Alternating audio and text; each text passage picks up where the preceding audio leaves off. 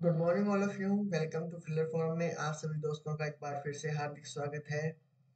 चलो आ जाइए सभी मेरे प्यारे दोस्त।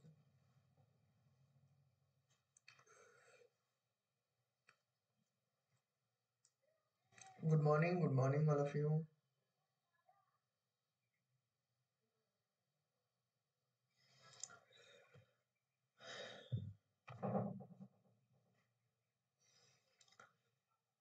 नमस्कार साथियों, अगर आपने अभी तक चैनल को सब्सक्राइब नहीं किया है, चैनल को सब्सक्राइब कर बेल आइकन को दबा लीजिए जिससे क्लास की इन्फॉर्मेशन आप तक पहुंचती रहे।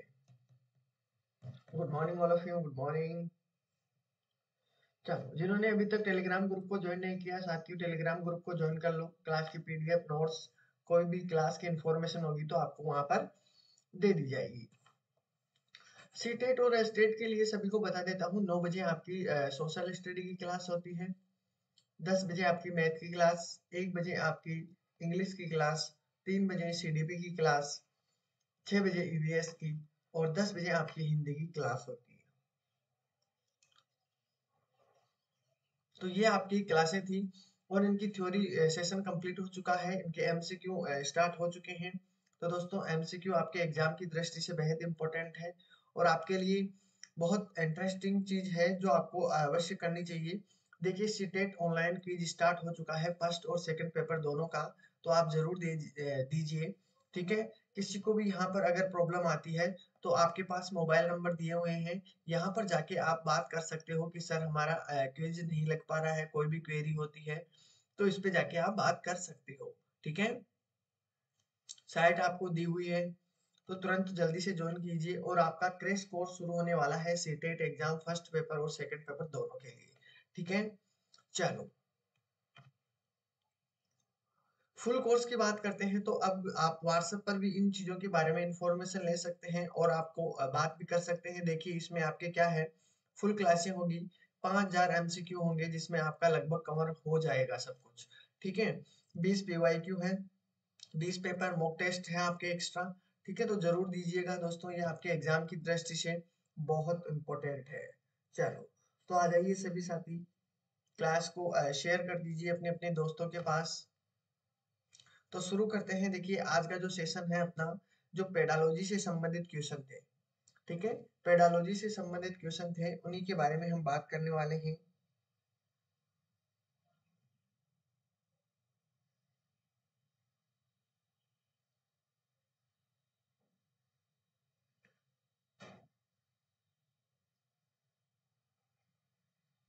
तो सभी आ जाइए, क्लास को ज्यादा से ज्यादा शेयर कर दीजिए।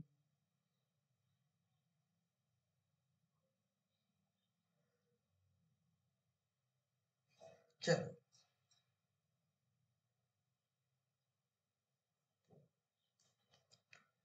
Good morning all of you, good morning. Good morning, Radhe Radhe, Radhe Radhe Mahi ji, good morning. Good morning Tina ji, Khushboo ji, जय श्री कृष्णा, राधे राधे। चलो, तो आ जाइए जल्दी से जल्दी। वेट किसका कर रहे हैं, जब हम करने ही वाले हैं तो आपको बता रहा है कि इसका स्कोर कितना रहा है, क्योंकि सबसे ज्यादा इंपॉर्टेंट स्कोर आपका पेडालॉजी से संबंधित होता है। मैथ भी हमने कवर कर ली है और मैं आपके एमसीक्यू लाऊंगा, तब तक आपकी पेडालॉजी के क्वेश्चन पूरे कंप्लीट हो जाने चाहिए। तो मैं आपको ज्यादा से ज्यादा क्वेश्चन करवाने वाला हूँ। इसमें क्या है कि कुछ क्वेश्चन आपके रिवीजन हो जाएंगे, तो आपको भी थोड़ा इंटरेस्ट आएगा। ठीक है, जिससे आपको अपना कॉन्फिडेंस लेवल, आपका स्तर बढ़ जाएगा। ठीक है, तो आप शुरू करने वाले हैं। देखो पैडालॉजी से संबंधित हम 2-3 दिन चलेंगे, जिसमें आपका लगभग कवर करवाने की पूरी कोशिश करूंगा मैं। ठीक है, जो इम्पोर्टेंट क्वेश्चन है आपके एग्जाम की दृष्टि से। तो देखिए पहला क्वेश्चन, आपको कई क्वेश्चन इसमें ऐसे देखने को मिलेंगे जो रिवीजन हो चुके हैं आपके, यानी रिवीजन में आते हैं। ठीक है, तो जरूर इन क्वेश्चनों को सोल्व कीजिए और अंत में हम बात करने वाले हैं कि आपका स्कोर कितना रहा है। ठीक है, कोशिश तो अपनी पूरी करनी है। ठीक है, क्योंकि हार जाना शर्म की बात नहीं है, बल्कि हार मानना शर्म की बात है। तो कोशिश हमें करते रहना चाहिए, कोशिश में कभी कमी मत छोड़ना। ठीक है, कामयाबी मुझे ना मिले ये अलग बात है, पर मैं मेहनत भी ना करूं ये गलत बात है। ठीक है, तो कोशिश तो अपनी पूरी रहनी चाहिए। तो इसका राइट आंसर बता दीजिए, सभी को आंसर देना है, देखते हैं इसमें क्या आंसर होगा आपका। देखिए पेडालॉजी बहुत इंपॉर्टेंट है, कई साथी क्या करते हैं डर के मारे ही मैदान छोड़ के भाग जाते हैं। तो वो नहीं करना है, आपको कोशिश अपनी पूरी करनी है, ठीक है? क्वेश्चन में आपको कोशिश ये रहती है कि आपके इस तरीके के मैं क्वेश्चन लेकर आऊँ, जिसमें आपका रिवीजन भी हो जाए और आपके एग्जाम की दृष्टि से इम्पोर्टेंट भी हो, ठीक है? चलो, तो इसका राइट आंसर क्या होगा? सभी के सामने सभी को आंसर देना है, जो भी आंसर देना चाहता है, बहुत जरूरी है। अगर आंसर दोगे तो आपका ही फायदा है। और सभी का बी की तरफ आंसर बढ़ रहा है। ओके, ठीक है, गुड। देखते हैं इसमें बिल्कुल सभी का आंसर बिल्कुल करेक्ट है, ठीक है। प्रिया गणित प्रश्न करने में निपुण है। अच्छा अच्छा, उनमें किस प्रकार की बहुबौधिकता की अधिकता है? तो ये क्वेश्चन आया हुआ भी है, किया हुआ भी है, हमने कई बार इसमें देखा भी होगा हमने। तो इसमें राइट आंसर क्या होगा? लॉजिकल इंटेलिजेंस के कारण वो क्या करती है, उन्हें निपुण है, ठीक है, बिल्कुल। तो सभी को देखो अंत में आपका स्कोर बताना है, जिससे हमें आइडिया लग सके कि हाँ, हम कितने अच्छे से क्वेश्चन कर पाते हैं, कितने क्वेश्चन कवर अप कर पाते हैं, कितने क्वेश्चन हम राइट कर पाते हैं, ठीक है। मेहनत आपकी होगी, कोशिश हम भी करेंगे आपके साथ आपका स्कोर बढ़ाने के लिए, ठीक है। दूसरा क्वेश्चन आपके सामने है कि वस्तुनिष्ठ परीक्षण की सर्वाधिक महत्वपूर्ण विशेषता क्या है? देखो, क्वेश्चन मैथ के अंदर जरूरी नहीं है कि आपके क्वेश्चन ही हो, ठीक है। पेडालॉजी भी कवर करना ज्यादा इंपॉर्टेंट है, क्योंकि पेडालॉजी से भी तो क्वेश्चन बनते हैं ना, इसलिए। तो सभी को आंसर देते हुए चलना है। देखते हैं किसका आंसर आता है। ध्यान से, क्वेश्चन ज्यादा लेंथी भी नहीं है।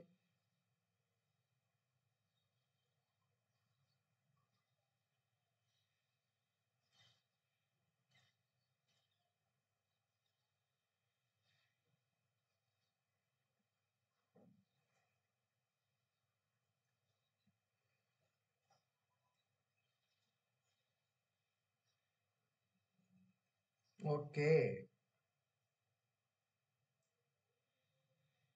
Good good good. Good morning, good morning all of you, good morning Savita ji, good morning. चलो, बिल्कुल राइट। देखते हैं इसका आंसर क्या आ रहा है। सभी का आंसर डी की तरफ बढ़ रहा है। ओके, अच्छी बात है। तो इसमें देखो, वस्तुनिष्ठ परीक्षण की सर्वाधिक महत्वपूर्ण विशेषता क्या है, वो बताना है, ठीक है। वस्तुनिष्ठ तो जानते होंगे आप, ठीक है, वस्तुनिष्ठ तो जानते होंगे, ठीक है। अब इसमें पूछा है कि सर्वाधिक महत्वपूर्ण विशेषता क्या है। एक तो आपको बताना है वैलिडिटी, क्या वैधता हो सकती है क्या? वस्तुनिष्ठ परीक्षण की क्या वैधता हो सकती है क्या? नहीं हो सकती दोस्तों। वस्तुनिष्ठता तो चलेगी, लेकिन आपका विश्वसनीयता ज्यादा रियलेबिलिटी होता है, ठीक है।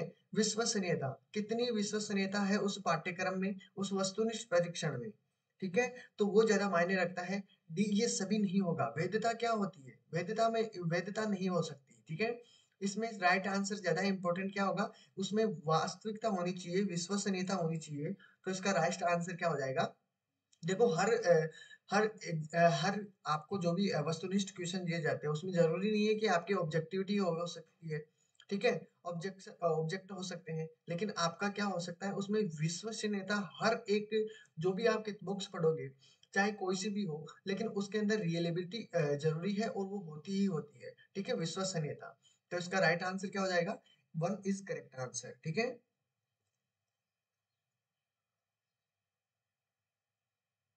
वही स्लो है। चलो, कोई बात नहीं, अब देख लेंगे।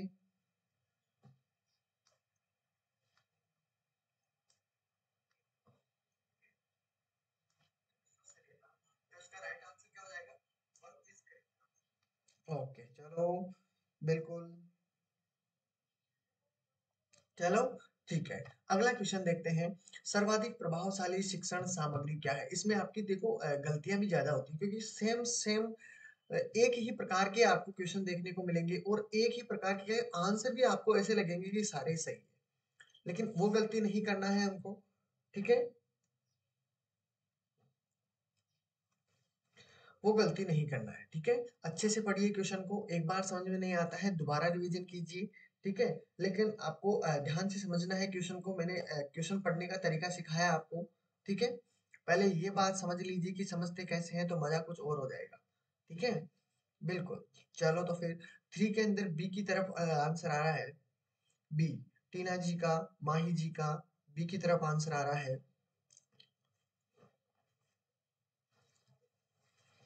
ओके, अंकित अंकिता जी का भी आ चुका है, सविता जी का भी आंसर आ चुका है और सभी का बी की तरफ जा रहा है। बिल्कुल देखते हैं। सर्वाधिक प्रभावशाली शिक्षण सामग्री होता है डायरेक्ट एक्सपीरियंस। बिल्कुल गुड। प्रत्यक्ष अनुभव होना बहुत जरूरी है। तो इसमें राइट आंसर आपका क्या हो चुका है? Two is correct answer. अगले क्वेश्चन की तरफ बढ़ते हैं। आपके सामने क्वेश्चन दिया हुआ है कि मूल्यांकन का निकटतम संबंध किससे होता है? मूल्यांकन का निकटतम संबंध किससे होता है? ठीक है, तो बताइए, सभी को आंसर देना है।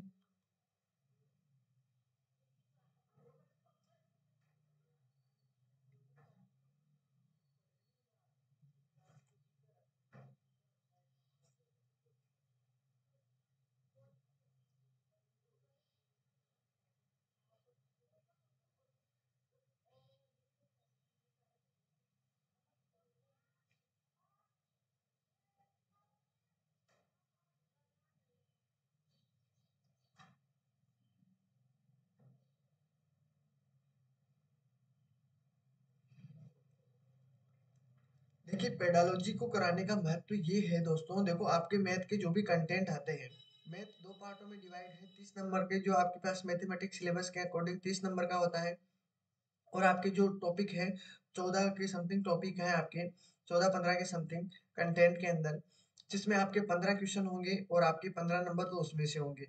और पेडालॉजी का अलग से आपको दिया हुआ है, 15 क्वेश्चन उसके होंगे। तो दोस्तों बराबर स्कोर है, इसलिए पेडालॉजी को कमजोर मत समझिएगा। ठीक है, वो आपके इम्पोर्टेंट है पेडालॉजी इशू, तो उसको भी ध्यान में रखते हुए चलना है। ठीक है, मैं क्वेश्चन कोशिश करूंगा आपको कि जितने हो सकते हैं इंपॉर्टेंट क्वेश्चन मैं आपके लिए लेकर आऊं। ठीक है, बिल्कुल। इसमें देखिए कि मूल्यांकन का निकटतम संबंध होता है और सभी का आंसर आ रहा है। वॉइस स्लो आ रही है? सभी के पास आ रही है क्या स्लो?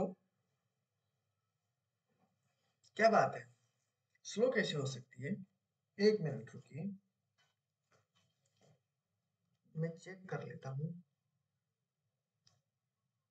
बिल्कुल गुड। प्रत्यक्ष अनुभव होना बहुत, सभी के पास आ रही है क्या स्लो? क्या बात है, स्लो कैसे हो सकती है? एक मिनट मैं चेक कर लेता हूँ।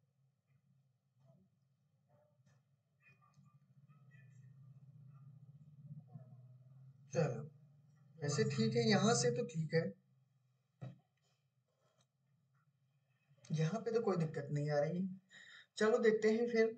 तो इसमें राइट आंसर सभी का आ चुका होगा। बिल्कुल, इसमें किसी का ए भी आया था, बी भी आया था, चलो कोई बात नहीं, इसमें सी आंसर ज्यादा आ रहा था।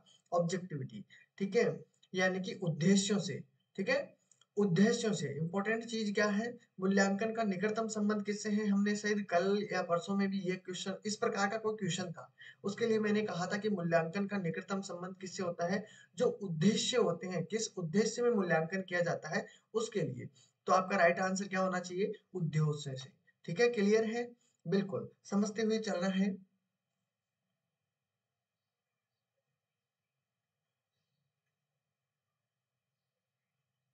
बीच बीच में स्लो हो रही है, बाकी तो सभी ठीक है। चलो, तो यहाँ तो अब तो ठीक है, वैसे कोई प्रॉब्लम नहीं आ रही है। ठीक है, अब क्वेश्चन देखिए, इसमें ध्यान से देखिए। तो मैंने इस क्वेश्चन को आपको बातों ही बातों में कई बार ये क्वेश्चन आपको सिखाया भी है, पता होगा तो आपको। अंक गणित की चार मूलभूत संक्रियाएं कौन कौन सी है, जो आपके मायने रखती है और हर चीज के अंदर आती है।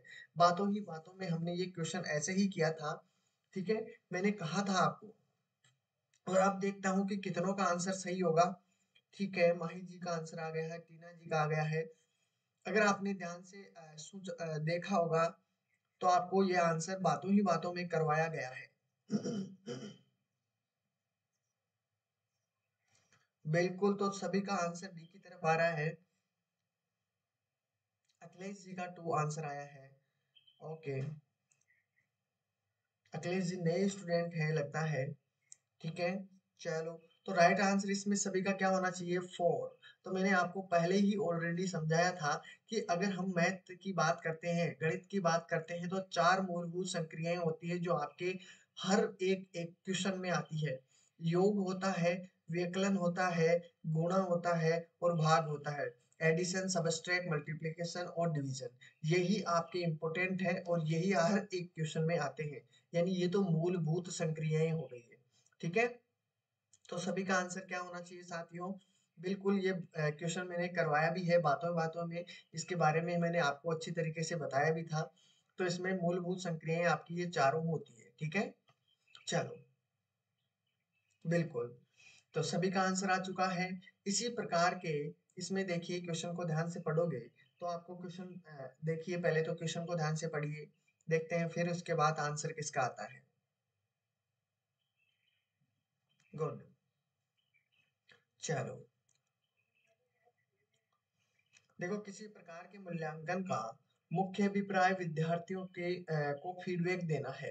तो इसमें बताइए, रचनात्मक मूल्यांकन, निदानात्मक, सारांशात्मक और भविष्यात्मक।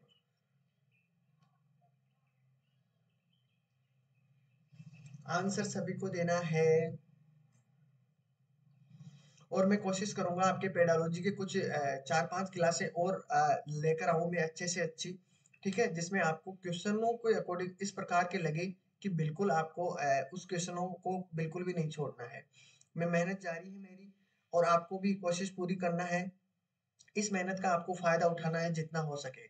मैं और भी अच्छे क्वेश्चन, इससे भी और भी एक अच्छे क्वेश्चन कोशिश करूंगा लाने की, जो आपको सीधे एग्जाम में देखने को मिले। और आपकी भी कोशिश ये रहनी चाहिए कि इन क्वेश्चनों में अगर कोई क्वेश्चन बिट जाए तो आपको ज्यादा टाइम नहीं लगे, तुरंत आप उसका आंसर दे सको। ठीक है, बिना वक्त गवाए। चलो, तो इसमें राइट आंसर किसका क्या हो गया? ए, बिल्कुल, ज्यादातर आंसर सभी का ए आ रहा था। बिल्कुल, इस प्रकार के मूल्यांकन, किसी भी प्रकार के मूल्यांकन में मुख्य अभिप्राय विद्यार्थियों की फीडबैक देना है। देखो, भविष्यात्मक मूल्यांकन बिल्कुल गलत। ठीक है, सारांशात्मक नहीं हो सकता। ठीक है, अब आपके इन दोनों में हो सकता है कि आपने इन दोनों को ध्यान से नहीं पढ़ा होगा। निदानात्मक नहीं हो सकता है, डायग्नोस्टिक नहीं हो सकता है, ये भी ध्यान रखना। ठीक है, आपका होगा रचनात्मक, फॉर्मेटिव असाइनमेंट। ठीक है, असाइनमेंट। तो मुख्य अभिप्राय विद्यार्थियों का फीडबैक देना है क्या? फॉर्मेटिव, यानी रचनात्मक मूल्यांकन करना होता है। तो लगभग सभी का आंसर बिल्कुल करेक्ट आ रहा था। बिल्कुल सभी का आंसर करेक्ट आ रहा था। लगभग एक दो का है, लेकिन अब ध्यान रखना है। ठीक है, अगले क्वेश्चन की तरफ बढ़ते हैं और इसमें कहा गया है कि निम्नलिखित में से कौन सा संख्या की समझ का महत्वपूर्ण पहलू नहीं है?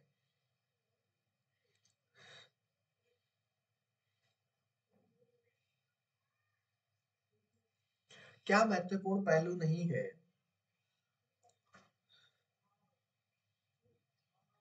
सभी को आंसर देना है, सभी को आंसर देना है। और लगभग मैंने आपकी जो मैथ के क्वेश्चन है, देखो, कंटेंट मैथमेटिक्स में जो 15 क्वेश्चन तो आपके हैं, वो मैंने लगभग कवर अप कर दिया है। ठीक है, किस प्रकार से ज्योमेट्री में क्वेश्चन पूछे जाते हैं वो मैंने क्वेश्चन करवा दिए हैं आपके।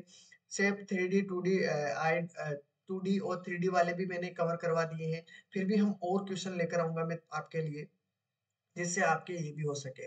नंबर सिस्टम वाले मैंने कवर करवा दिए हैं। ठीक है, additional, subtract, multiplication, division, measurement हो गया, weight, time, value, data heading और पैटर्न मनी जैसे भी क्वेश्चन थे जो मैंने आपके करवाए थे। ठीक है, और मैं आपके और क्वेश्चन लेकर आऊंगा, और पेडालॉजी के कोशिश करूंगा मैं कि आपको नेम वाइज क्वेश्चन लेकर आऊं। ठीक है, जैसे प्लेस ऑफ मैथमेटिक्स वाला टॉपिक है, लैंग्वेज मैथमेटिक्स वाला है, कम्युनिटी मैथमेटिक्स वाला है, वैल्यूएशन थ्रू फॉर्मल वाला है, प्रॉब्लम टीचिंग वाला है। कोशिश करूंगा मैं इन सभी को आपको कवर अप करवाने की। ठीक है, बिल्कुल, जिससे आपका क्या है कि जो पेडालॉजी इशू है मैथ में 15 नंबर, वो तो आपके पक्के हो सके। 15 भी नहीं तो 12-13 तो आप कवर अप कर ही पाओ, ऐसी आपको मैं स्किल करवा दूंगा। ठीक है,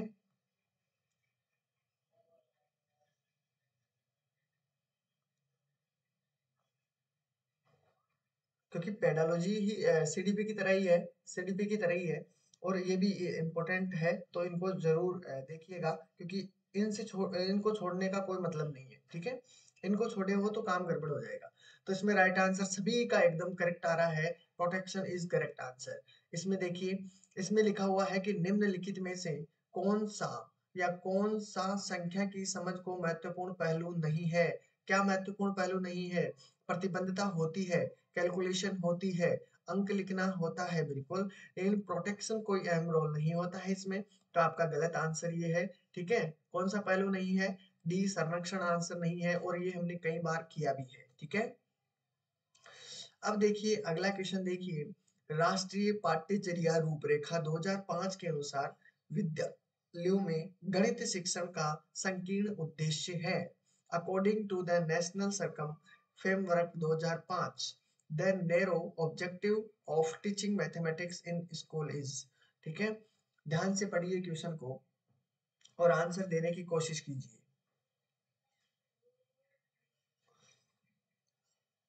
गुड। और अंत में हम बात करने वाले हैं जो आपका स्कोर रहेगा उसके बारे में। और दोस्तों साइंस की वीडियो अपलोड होने लगे हैं। देखो पहले इजी से स्टार्ट किए हैं, कोशिश मैंने पूरी की है कि आपके इजी से लेकर हम पूरे जैसे भी क्वेश्चन आपको मिल सकते हैं। 1 बजे आपकी क्लास स्टार्ट हो चुकी है, सभी को पता है, तो जरूर देखिएगा क्योंकि साइंस का स्कोर भी आपके सेकंड पेपर में है।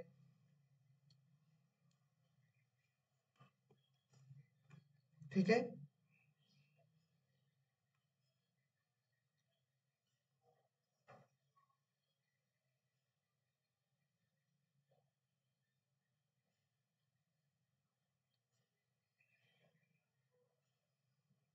तो साइंस को भी कवर अप करते हुए चलना है।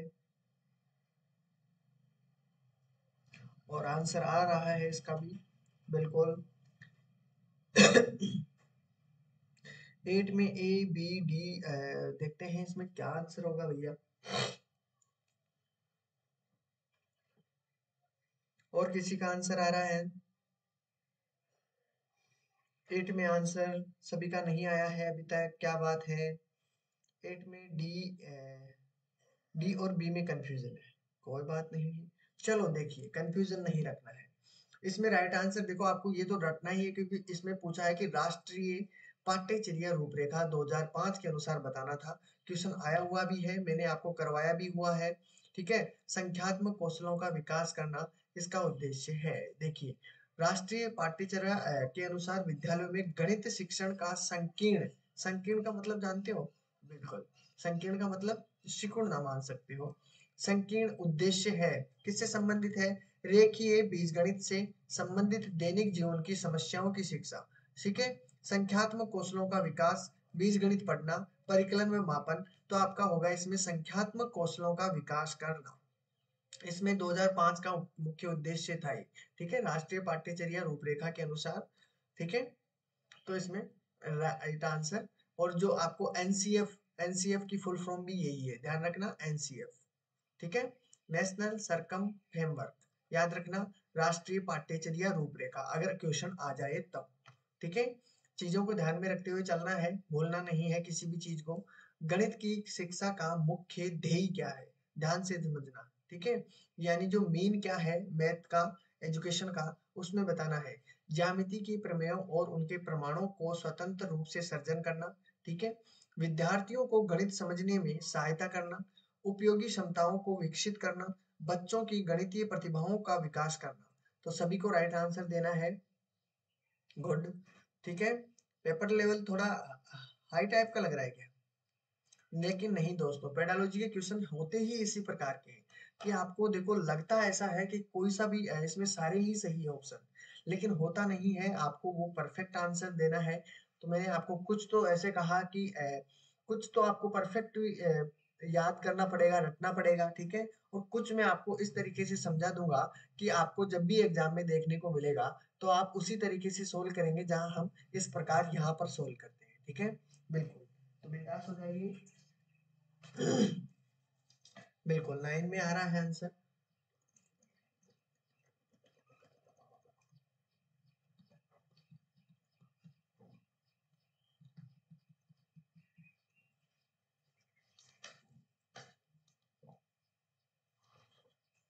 9 में डी की तरफ आंसर आ रहा है। ओके, बिल्कुल, और सभी का आंसर बिल्कुल करेक्ट आ रहा है, बहुत अच्छी बात है। 9 में आपका आंसर आया, गणितीय शिक्षा का मुख्य ध्येय क्या है, मुख्य उद्देश्य क्या है?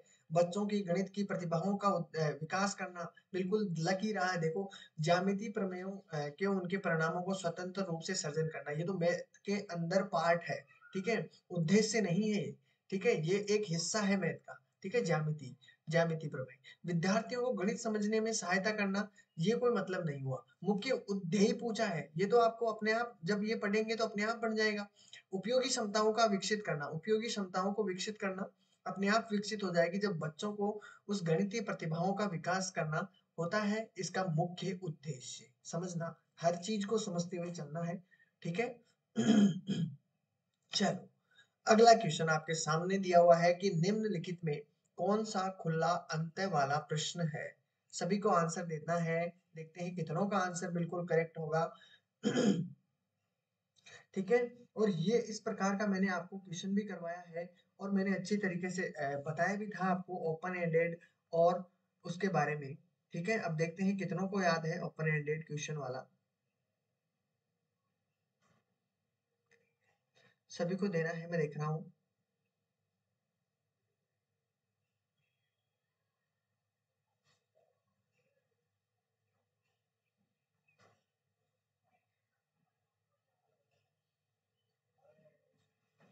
तो दोनों चीजों के बारे में बताऊंगा, बिल्कुल बिंदास हो जाइए, पर आंसर सभी को करेक्ट देना है। 10 में एक की तरफ आंसर आ रहा है, क्या बात है।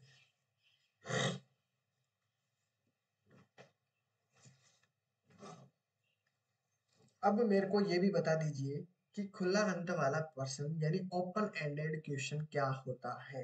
कोई बताएगा मेरे को कि ओपन एंडेड क्वेश्चन क्या होता है। अब जो भी आंसर दे रहे हैं बिल्कुल, अब ये तो पक्का पता है कि आपको ये चीज तो आती है, क्योंकि मैंने आपको ये 2 बार करवाई हुई है ओपन एंडेड और क्लोज एंडेड वाले क्वेश्चन। तो मेरे को एक इतना सा बता दीजिए कि ओपन एंडेड होता क्या है। ओपन एंडेड क्वेश्चन जो है वो होता क्या है, कोई बताएगा मेरे को। इससे आपकी ही नॉलेज बढ़ेगी, मेरी नहीं, आपकी नॉलेज बढ़ेगी। जितना आप आंसर दे सकते हो, आपको क्वेश्चन भी आपको भी पूछने चाहिए, ठीक है। और मैं अभी आप सभी को पूछ रहा हूँ तो सभी को आंसर देना है कि ओपन एंडेड प्रश्न किसे कहते हैं, जिससे आपका कोई भी अगर दूसरा अदर क्वेश्चन आता है तो आप उसे आसानी से कर सकते हो। I don't know sir. Okay, okay. Ankita ji, आपने शायद पहली वाली क्लासें नहीं देखी है, लेकिन अगर ये देखी होती जिसको सोल्व करने में मल्टीप्लाई थिंकिंग का यूज करना। ओके। एक से अधिक आंसर। ओके, कोई बात नहीं, आज मैं सभी कवर अप करवा दूंगा, घबराओ मत, ठीक है। ओके, जो भी नहीं था कोई बात नहीं है, आज हम दोबारा से सोल्व कर लेंगे। देखिए, ओपन एंडेड क्वेश्चन के बारे में ध्यान से देखना है। ऐसा प्रश्न जिसका उत्तर हाँ या ना प्रतिक्रिया के साथ या स्थिर प्रतिक्रिया के साथ नहीं दिया जा सकता, ठीक है। यानी कि समझना, यानी हाँ ना के साथ आंसर नहीं दिया जाता, इतना खत्म करो तुम तो, ठीक है। यानी कि कोई भी ऐसा प्रश्न हो जिसका उत्तर हम लोग क्या हाँ और नहीं की प्रतिक्रिया के साथ नहीं दे सकते। जैसे मैंने आपसे कहा कि आप अपना भविष्य कैसे देखते हैं, तो आप अपना भविष्य कैसे देखते हैं इसका आंसर आप हाँ ना में दे सकते हो क्या? नहीं दे सकते, उसके बारे में पूरा ही बताना पड़ेगा ना, ठीक है, पूरा बताना पड़ेगा। सरकार का उद्देश्य क्या है, तो ये भी क्या है, ओपन एंडेड क्वेश्चन है, ठीक है। यानी खुला क्वेश्चन है कि इसको आपको पूरा देना पड़ेगा, हाँ ना में आपको आंसर नहीं दे सकते, ठीक है। जैसे सरकार का उद्देश्य क्या है, अब इसमें हाँ ना में आंसर दे सकते हो क्या, ठीक है। अब आपने मैंने मैंने कहा कि आपने वह उत्तर क्यों चुना, तो इसमें हाँ ना में आंसर दे सकते हो क्या, नहीं। अब देखिए, यहाँ पर देखिए कोई दो संख्याएं लिखिए जिनका गुणनफल 45 है, हो सकता है ना, हाँ हो सकता है, बिल्कुल हो सकता है, क्यों नहीं हो सकता। दो संख्याओं जिनका गुणनफल तो 9 पंजे 45 हो सकता है, हाँ बिल्कुल हो सकता है भैया। इसमें देखिए, संख्या रेखा का प्रयोग करते हुए 3 बार 15 का मान 15 का मान ज्ञात कीजिए, हाँ कर सकते हैं, क्यों नहीं कर सकते। 3 बार 15 का मान क्यों नहीं कर सकते, एक संख्या रेखा पर कर सकते हैं ना। 15 एक संख्या रेखा पर अगर डिनोट करना हो तो कर सकते हैं, बिल्कुल हाँ कर सकते हैं, ठीक है। इस संख्या दी हुई है का मान ज्ञात कीजिए, बिल्कुल कर सकते हैं, मल्टीप्लाई करेंगे तो, ठीक है, हाँ कर सकते हैं, मान ज्ञात, हाँ, ठीक है। अब यहाँ पे देखिए, इस क्वेश्चन में देखोगे तो 15 को 3 से गुणा किस प्रकार करेंगे, किस प्रकार करेंगे, हाँ या ना? हाँ ना में आंसर आ सकता है क्या इसका? नहीं आ सकता ना।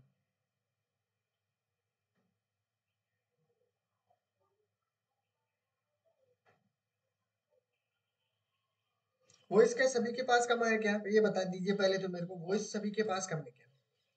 फिर मैं आगे सोचूं, मेरे को बस वॉइस आपके पास कंप्लीट आनी चाहिए, वॉइस में गड़बड़ नहीं होनी चाहिए, क्योंकि वॉइस ही है एक आपका जरिया जिससे हम सीख पाते हैं। ठीक है, आप तो हाँ ना में जो आंसर दे सकते हो, इतना इजी बता रहा हूं मैं आपको, फालतू चीजों में दसना ही नहीं है आपको। हाँ ना में आंसर जो दे सकते हैं हम लोग, वो क्या होता है, वो अपना क्लोज एंडेड क्वेश्चन होता है, ठीक है, ये समझते हुए चलना है। जैसे मैंने आपको यहाँ पर दिया है कि क्या आप 2010 में पैदा हुए थे, बिल्कुल हाँ हुए थे, हाँ या ना में, नहीं हुए तो ना, हाँ हुआ तो हाँ, ठीक है, इस प्रकार के। तो बिल्कुल हो गया, समझ में आ गया होगा क्लोज एंडेड क्वेश्चन, और इसमें तो इसका राइट आंसर सभी का सामने ए इज करेक्ट आंसर, ठीक है। चलो आगे बढ़ते हैं, अगले क्वेश्चन की तरफ बढ़ते हैं। आपके सामने 11 वाला क्वेश्चन है, ध्यान से देखिएगा। वो इस नहीं आ रहा है।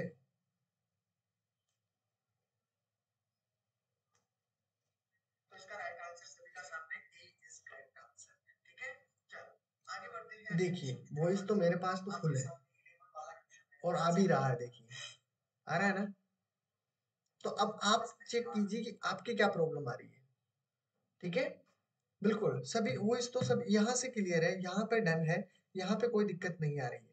आएगी तो बिल्कुल मैं कोशिश करूंगा, बिल्कुल कुछ भी नहीं होगा, बिल्कुल। तो देखिए उपलब्धि परीक्षण, उपलब्धि परीक्षण एवं नैवनिक परीक्षण में अंतर बताना है आप सभी को, ठीक है। उपलब्धि परीक्षण एवं नैवनिक परीक्षण में क्या अंतर है, सभी को आंसर देना है, ठीक है। उद्देश्यों का, प्रकृति का, कठिनाई स्तर का, इनमें से कोई नहीं।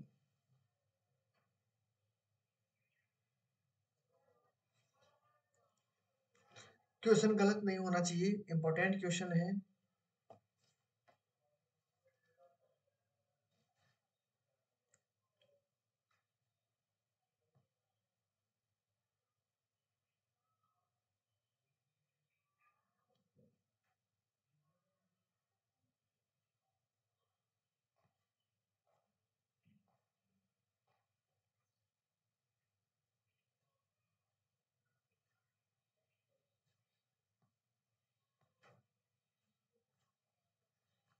क्या बात है।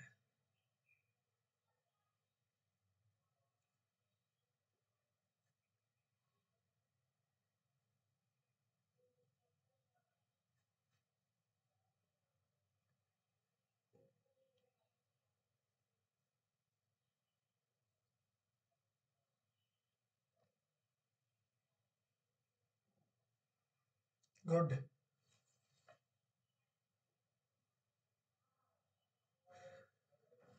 आवाज तो लगभग यहाँ से फुल है, देख लेता हूँ मैं, और भी आपको अगर दिक्कत आ रही है तो चलो देख लेते हैं।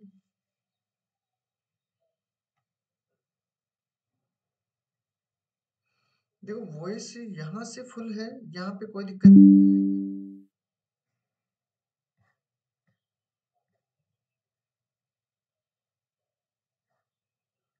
ठीक है, यहाँ से वॉइस क्लियर है।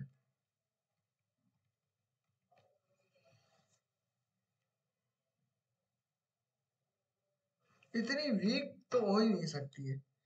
चलो देखते हैं, इसमें राइट आंसर बताना है सभी को। यहाँ से फुल है, यहाँ पे कोई दिक्कत नहीं,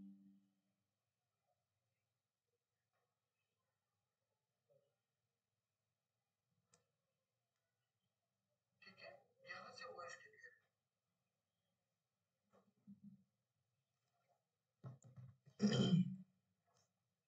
यहाँ देखिए उपलब्धि परीक्षण एवं नैवनिक परीक्षण में अंतर सभी का आ चुका है, देखते हैं उद्देश्यों से, बिल्कुल ऑब्जेक्टिव्स, ठीक है। तो राइट आंसर आपका क्या हो गया, उद्देश्यों से। अगले क्वेश्चन की तरफ बढ़ते हैं, सर्वाधिक प्रभावशाली शिक्षण सामग्री है, सभी की बताना है। ये क्वेश्चन रिपीटेड है, रिपीट हो चुका है क्वेश्चन, क्वेश्चन रिपीट हो चुका है।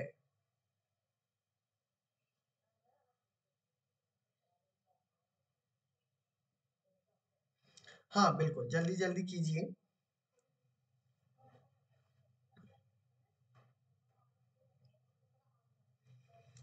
सभी का आंसर आना चाहिए। और ये रिपीटेड क्वेश्चन है 12 में बी, प्रत्यक्ष अनुभव सभी का करेक्ट होगा।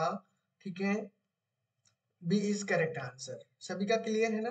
बिल्कुल, ये रिपीटेड क्वेश्चन है। रिपीटेड क्वेश्चन है, नंबर 8 कर लीजिए। अगर रिपीट हुआ है मतलब इंपॉर्टेंट क्वेश्चन है, बार बार पूछा जाता होगा। ठीक है, अब देखिए कौन सा कार्य अध्यापक नहीं करता। ये क्वेश्चन भी रिपीट हो चुका है। ये क्वेश्चन आज तो नहीं हुआ है, लेकिन ये कल या परसों के दिन ये क्वेश्चन रिपीट हुआ है कि कम से कम 2 या 3 बार रिपीट हो चुका है। 12 में बी बिल्कुल करेक्ट आंसर है। 13 का आंसर दे दीजिए। 13 में राइट आंसर क्या होगा?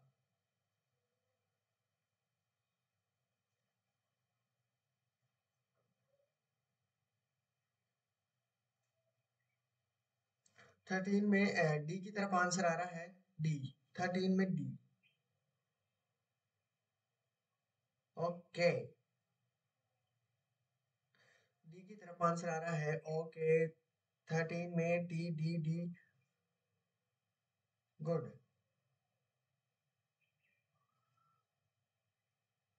देखो, मैं आपके जो 30 जो क्वेश्चन लेकर आता हूँ पेडालॉजी के, कल हम उन क्वेश्चनों को बढ़ा देंगे थोड़ा और। ठीक है, जैसे 15 क्वेश्चन है तो हम उसको कम से कम 20 और या 25 के समथिंग कर देंगे, जिससे आपका और भी अच्छा कोशिश हो सके कि पूरा कवर अप कर पाए हम।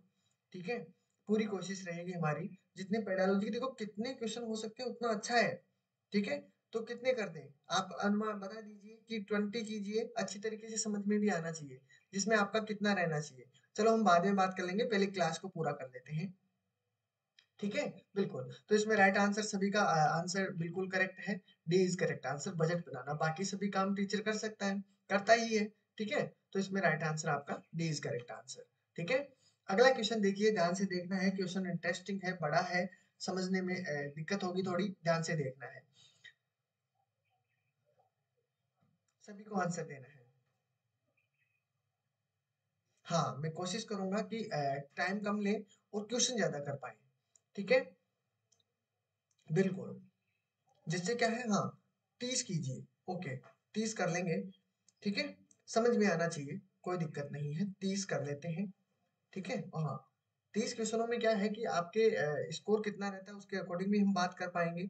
30 क्वेश्चन रहेंगे तो हमारा देखो टाइम भी ज्यादा, वो भी प्रॉब्लम भी नहीं होगी। बिल्कुल।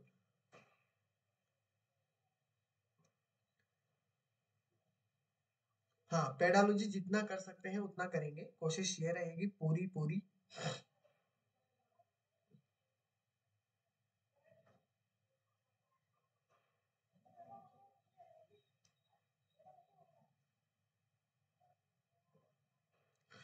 14 में सी की तरफ बढ़ रहा है कि यदि एक शिक्षार्थी पूर्णांकों, भिन्नों और दशमलव संख्याओं पर चारों आधारभूत संक्रियाएं संपन्न करने में समर्थ है, तो वह विभाजनात्मक अवस्था में है, उपादान अवस्था में है, सक्रियात्मक अवस्था में है, परिणात्मक अवस्था में है। तो राइट आंसर देखो सी की तरफ बढ़ रहे हैं सभी अधिकतर। तो राइट आंसर बिल्कुल करेक्ट आंसर है सभी साथियों का। इसमें होगा सक्रियात्मक अवस्था में, बिल्कुल करेक्ट आंसर है। अगले क्वेश्चन की तरफ बढ़ते हैं। प्राथमिक स्तर के बच्चे दी गई आकृतियों को उनकी दिखावट के आधार पर वर्गीकृत करने के योग्य हैं, वेन हाइल के अनुसार। इसके बहुत क्वेश्चन पूछे जाते हैं दोस्तों। वेन हाइल के अनुसार ज्यामिति के खालिस्तान पर है, बताइए। Mental imaginary level, analytic level, information incorporation level, formal incorporation level.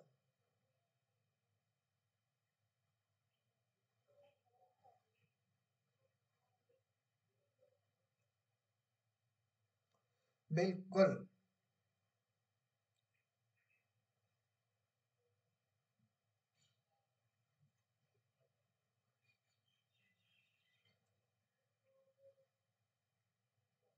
कोशिश पूरी करनी है। 15 में सी की तरफ बढ़ रहे हैं। ए भी आंसर आया है, कोई बात नहीं, सी ए में जा रहा है। ओके, और कोई?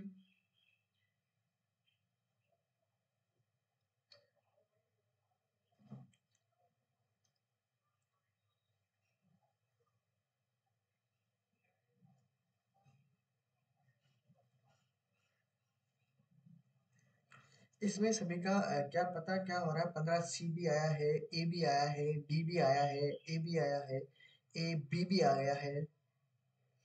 इसमें सभी का अलग अलग आ रहा है आंसर। चलो इसमें देखते हैं इसमें राइट आंसर क्या होगा। इसमें वन इज करेक्ट आंसर। देखिए आप वेन हेल के बारे में पढ़ोगे तो उसमें ज्यामिति के बारे में दिया होता है, और ज्यामिति क्या होता है, डायग्राम वाले ज्यादा चित्र होते हैं, यानी इमेजिनरी सोचना ज्यादा पड़ता है। ठीक है, यानी मानसिक चित्रण स्तर का लेवल ज्यादा होता है उसमें। ठीक है, तो इसमें राइट आंसर आपका वन इज करेक्ट आंसर। ठीक है, तो आज के लिए साथियों 15 क्वेश्चन ही रहेंगे। ठीक है, अब मेरे को ये बता दीजिए कि आपको 20 करवाएं, अच्छी तरीके से समझ पाएंगे, 25 करवाएं या 30 क्वेश्चन करवाएं। जल्दी से बता दीजिए इसमें आपका सही कौन सा रहेगा। ठीक है, समझना भी है तो फिर क्वेश्चन छूटेंगे, क्या मतलब है। तो 25 मेरे हिसाब से 25 के करीब करीब सही रहेगा, क्योंकि 30 ज्यादा हो जाएगा। देखो अभी हमारा टाइम है जो 42 के करीब हो चुका है 15 क्वेश्चनों में। 30 में तो आपका मुझे नहीं लगता कि ज्यादा हो जाएगा टाइम। और देखो बिल्कुल किसी का 10 प्लस में आ रहा है, किसी का 12 प्लस आया है, बहुत अच्छी बात है, आपका स्कोर बहुत अच्छा रहा है, मुझे अच्छा लगा। ठीक है, बिल्कुल मेहनत करते रहिए। बिल्कुल, क्योंकि हार जीत तो लगी रहती है, जिंदगी का यही एक रूल है, एक नीति है। जो हारता है उसी को जीत मिलती है। तो आप अपना पूरी कोशिश, पूरा जोर लगा दीजिए, फिर होगा जो देखा जाएगा। ठीक है, बिल्कुल। तो मेरे हिसाब से स्कोर रहेगा 25 कर लेते हैं। ठीक है, 25 में क्या है, अच्छी तरीके से समझ भी पाएंगे। क्वेश्चन भी ज्यादा है, कोई दिक्कत नहीं, 5 क्वेश्चनों की तो बात है। लेकिन क्वेश्चन अच्छी तरीके से समझ पाएंगे कि क्वेश्चन अगर आपको एग्जाम में वो देखने को मिलता है, तो ये बातों बातों से जो हम याद करते हैं वो अच्छी तरीके से याद हो पाता है। ऐसे क्वेश्चन तो बहुत बुकों में तो बहुत ज्यादा है, ऐसे याद हो तो वैसे ही बुक से पढ़ लें, लेकिन वो मतलब नहीं निकलेगा फिर। तो 25 मेरे हिसाब से सही रहेगा। कोशिश करेंगे, एक में 30 कर दूंगा, फिर देखते हैं कितना रहता है। 30 कर लेंगे कल। ठीक है, 30 में देखते हैं कितने क्वेश्चन कवर कर पाते हैं। 30 कर लेते हैं। ठीक है, 30 कर लेते हैं। फिर अगर जितने क्वेश्चन रहेंगे तो अगले दिन हम उसको 25 कर लेंगे, अच्छी तरीके से समझ पाएंगे। ठीक है, 3 क्वेश्चन छूट गए, कोई बात नहीं है। ठीक है, क्वेश्चनों को पूरा जरूर देखना है। और मैं और कोशिश करूंगा आपकी। और साइंस की क्लासें स्टार्ट हो चुकी है, सभी को पता है। ठीक है, साइंस की जो भी कोई प्रॉब्लम होती है, डाउट होता है, तो आप इस क्लास में मेरे को बता दीजिएगा। फिर मैं आपको अगले जो क्लास मिलेगी उसमें आपकी वो डाउट क्लियर करवा दूंगा। ठीक है, बिल्कुल 25 सही रहेगा, है ना। हाँ बिल्कुल। ठीक है, और साइंस की क्लासें अपलोड हो चुकी है, मंडे से आपकी क्लासें स्टार्ट हो चुकी थी। 1 बजे आपकी क्लास होगी। ठीक है, 1 बजे।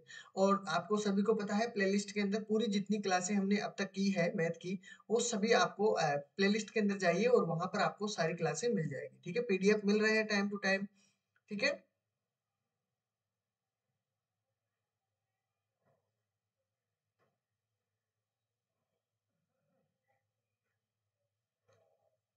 ओके चलो।